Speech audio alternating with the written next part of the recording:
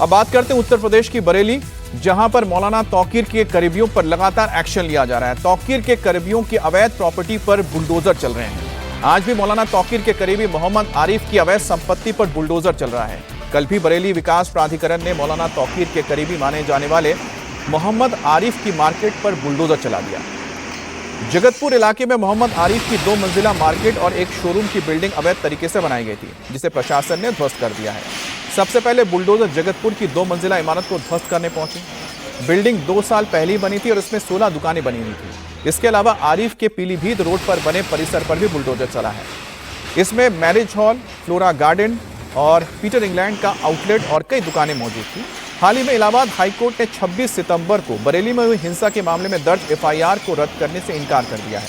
तौकीर रजा पर बरेली में 26 सितंबर की हिंसा का मास्टरमाइंड होने का आरोप लगा है, जिसके बाद से तमाम वो लोग जो तौकीर रजा के करीबी हैं उनके ऊपर यह एक्शन लिया जा रहा है। और जहां जहां पर भी उसके करीबी या फिर तौकीर रजा के अवैध तरीके से बनाई गई इमारतें हैं या जिन जमीनों पर कब्जा किया गया है, उसे प्रशासन की ओर से खाली करवाया जा रहा है। और आज भी कार्रवाई हो रही है। आप देखिए किस तरह से करीब 2 मंजिला ये मार्केट है जिसमें कई दुकानें मौजूद थी, दर्जनों इसमें दुकानें हैं, और उसे किस तरह से बुलडोजर के जरिए धराशायी कर दिया गया। तो जगतपुर की 2 मंजिला इमारत है जहां पर 16 दुकानें मौजूद थी। कुल कीमत इसकी 5 करोड़ बताई जा रही है। वहीं पीलीभीत रोड पर भी जो शोरूम है उसकी भी कीमत 20 करोड़ है। यह हाईवे के नजदीक बना हुआ है। शाम को 6 बजे तक बिल्डिंग गिराई नहीं जा सकी थी। इसके बाद आज फिर से बुलडोजर ने काम करना शुरू किया और नगर निगम की ओर से इमारतों का नक्शा पास नहीं कराए जाने को लेकर ये कार्रवाई हो रही है। पीडीए के द्वारा थाना बारादरी क्षेत्र में 2 जगह पे ध्वस्तीकरण की कार्रवाई की जा रही है। इसमें पहली जगह जहां जिस साइड पे हम लोग खड़े हैं और दूसरी पीलीभीत बाईपास रोड पे, यहाँ 16 दुकानें हैं जिनके ध्वस्तीकरण की कार्रवाई की जा रही है और दूसरी साइड पे एक शोरूम है, उसको ध्वस्त किया जा रहा है। इस संबंध में पुलिस द्वारा सुरक्षा के पर्याप्त और पुख्ता इंतजाम किए गए हैं और पर्याप्त पुलिस फोर्स तैनात है।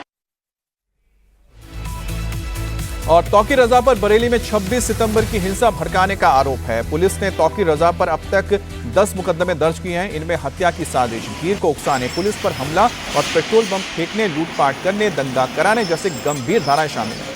शुरुआती जांच में इनमें से 7 मामलों में तौकीर रजा को नामजद किया गया था। अब तक 10 में से 4 मामलों में सुनवाई हो चुकी है। तौकीर अभी फतेहगढ़ जेल में बंद है, लेकिन एक्शन बाहर लगातार जारी है प्रशासन का। तो 275 करोड़ की अब तक की संपत्ति को सीज किया गया है। बरेली में 26 सितंबर को हिंसा हुई थी जिसमें तौकीर रजा को मास्टरमाइंड माना गया है। अब तक 10 मुकदमे दर्ज हो चुके हैं और 7 मामलों में खुद नामजद है।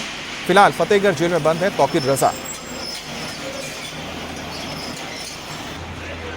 तो इस वक्त आप तस्वीरें देख रहे हैं, ये बरेली के जगतपुर की तस्वीर है जहां पर तौकीर रजा के करीबी शख्स के एक अवैध मार्केट को जमींदोज कर दिया गया है। 2 मंजिला ये मार्केट है जिसमें करीब 16-17 दुकानें मौजूद थी और नोटिस दिया गया था कि बिना नक्शा पास कराए इसे अवैध तरीके से तैयार किया गया था, जिसके बाद प्रशासन की ओर से इसे गिराने का काम शुरू हुआ और आज इसे जमींदोज कर दिया गया।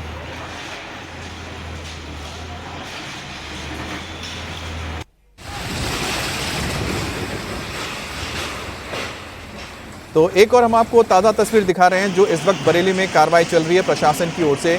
ये भी एक तौकीर रजा के करीबी के मार्केट के ऊपर अवैध तरीके से जो ये शोरूम बनाया गया था, मार्केट तैयार किया गया था, उसे गिराने का काम किया जा रहा है। तो 2 तस्वीरें आप देख रहे हैं, एक जहां पर 2 मंजिला इमारत थी और करीब 16 दुकानें यहां पर मौजूद थी। इस इमारत को गिरा दिया गया है, 2 मंजिला इमारत। इसके साथ ही एक और तस्वीर आपको दिखा रहे हैं जो हाईवे के करीब मौजूद है। यहां भी गैर कानूनी तरीके से एक दुकानें बनाई गई थी, बैंक्वेट हॉल बनाया गया था, उसके भी अवैध हिस्से को गिराया गया है। इसको भी बरेली विकास प्राधिकरण द्वारा गिराया जा रहा है। ये भी प्रॉपर्टी।